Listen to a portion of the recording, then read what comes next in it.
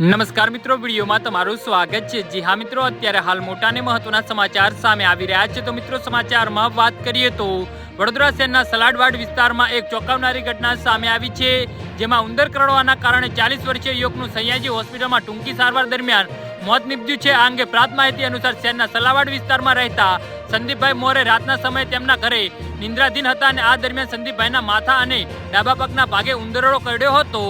જી હા મિત્રો, અત્યારે હાલ મોટા અને મહત્વના સમાચાર સામે આવી રહ્યા છે।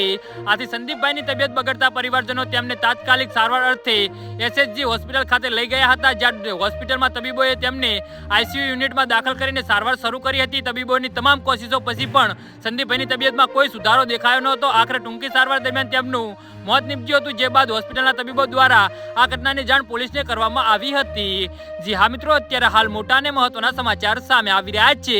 આ બનાવ અંગે કારોલી બાગ પોલીસે મૃતદેહને પોસ્ટમોર્ટમ માટે ખસેડી દીધો છે અને આગળની કાનૂની કાર્યવાહી શરૂ કરી છે। આ બનાવથી વિસ્તારમાં લોકોમાં ચિંતાનો માહોલ જોવા મળી રહ્યો છે।